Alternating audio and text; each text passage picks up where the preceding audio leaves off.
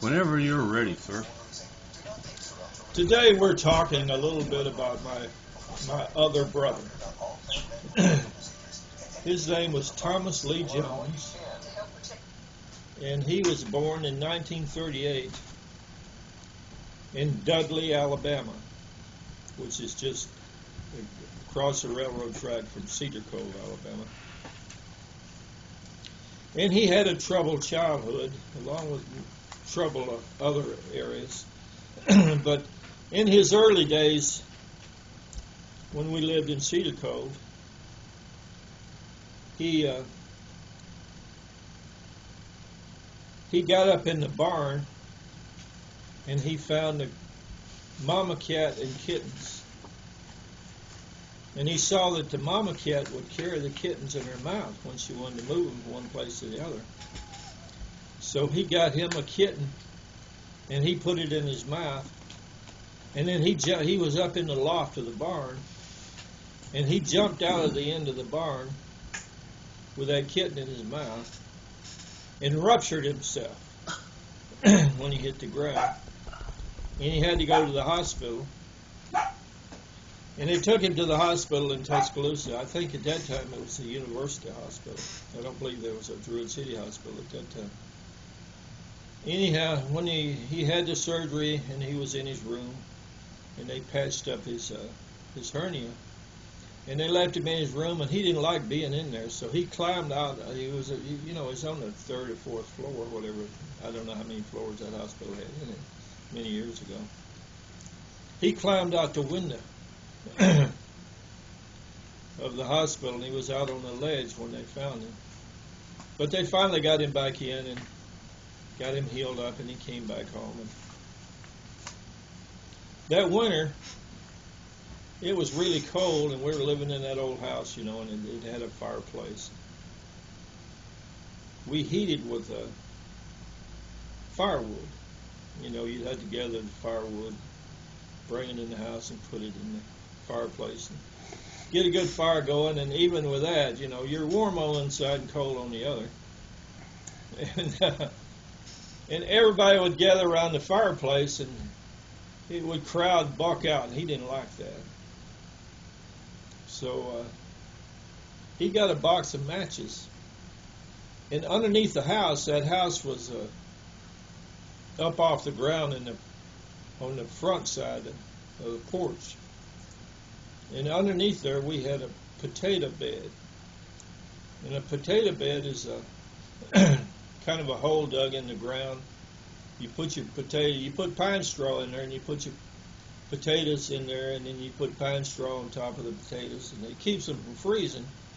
And then when you need to cook something, you just send one of the kids out there, and they move some of the pine straw around, get a few potatoes, and bring them in the house, and Mama will cook them. But that's what you call a potato bed. Anyhow, while everybody's in the house talking and standing in front of the fire and all that, well, Buck, he got him a box of matches, and he went out there underneath the house, and he set that pine straw on fire.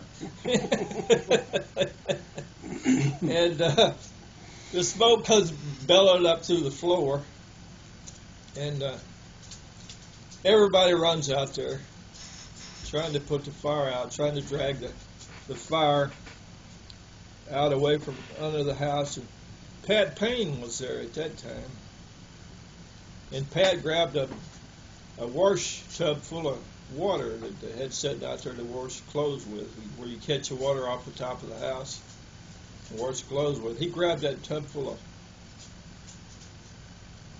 water, and he ran under that porch. And as he ran under the porch, it got lower and lower, and he skinned the top of his head. But he managed to get that tub of water up under there and throw it on that fire and put that fire out. Otherwise, it would have burned the whole house down.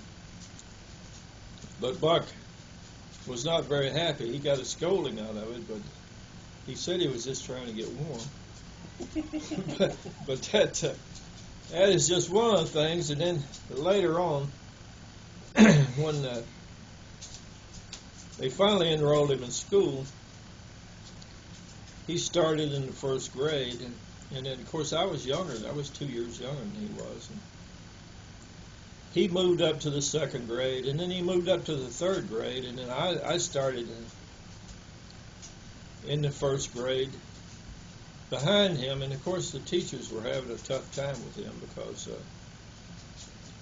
he just wasn't used to abiding by rules, and he didn't like anybody to yell at him, and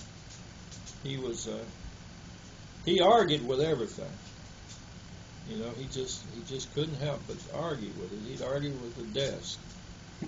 So they felt it was necessary for him to be moved back to the first grade where I was at, and then it would become my responsibility to watch after him. Now that wasn't uncommon during that time, because in that same class there was at least 4 other kids. There was two boys that had sisters in our class. The sisters, one of them, they double promoted her, so she would be in the same class, and the other one was in that class, and they moved her brother back.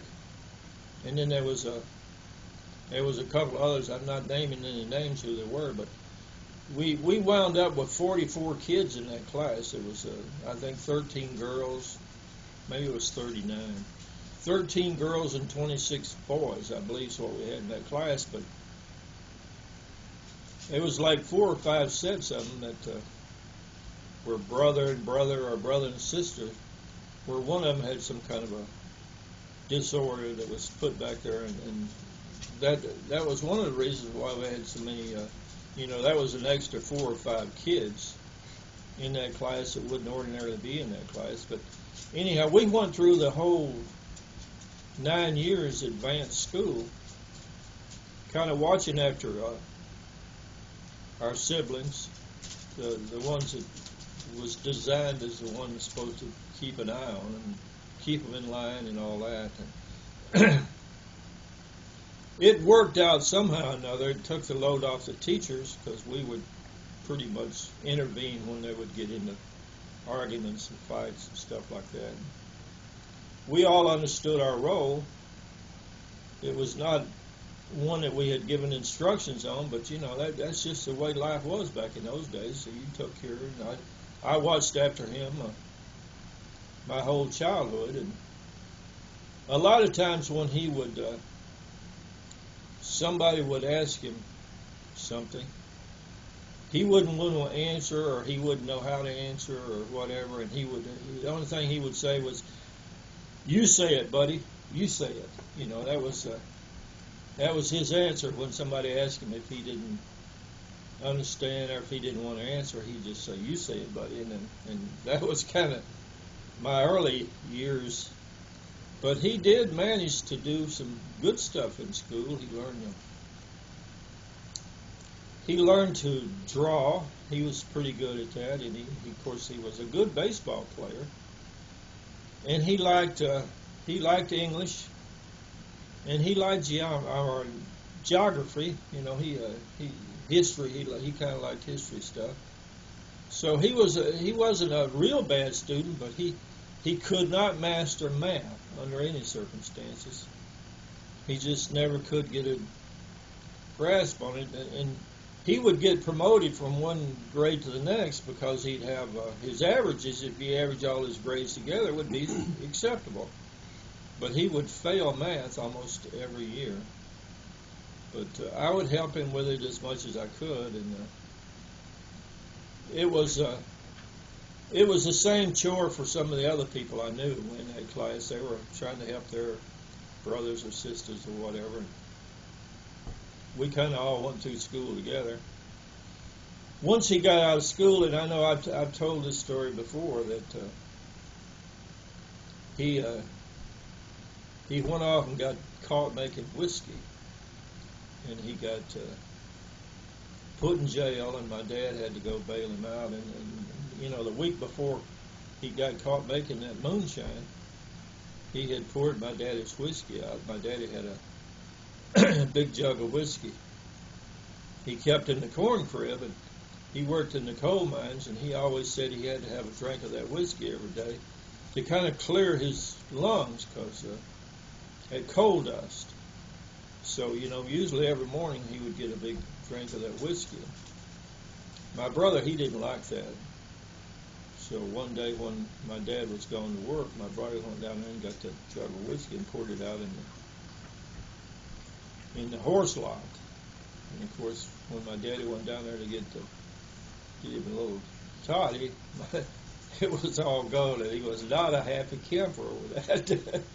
But and then later on, a couple of weeks later, my brother gets caught at a moonshine steal.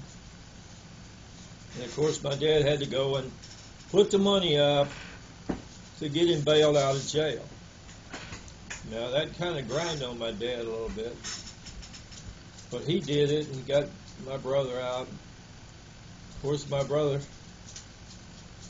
decided that, he'd get out of high school. And he did manage to graduate. He graduated from Brookwood. Played baseball on the baseball team, lettered in baseball. And then he decided that he would join the Navy.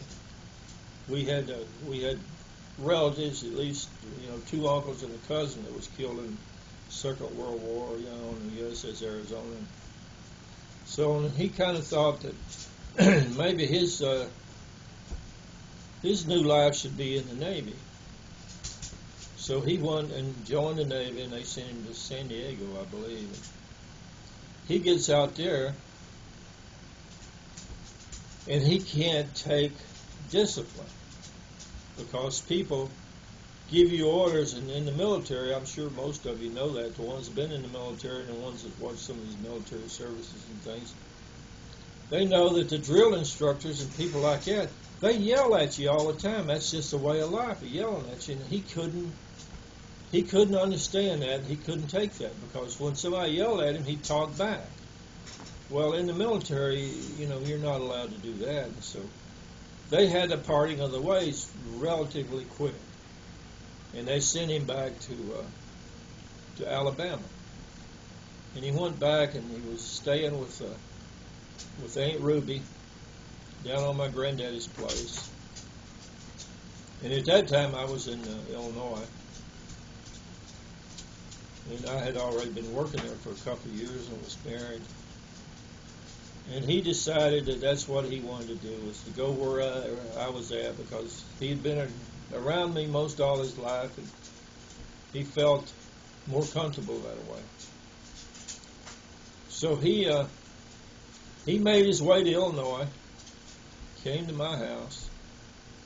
We had an apartment at that time, and of course there was no room for him, but we put him up. He'd sleep on the couch. And for my wife, he was just one big pain in the neck, because he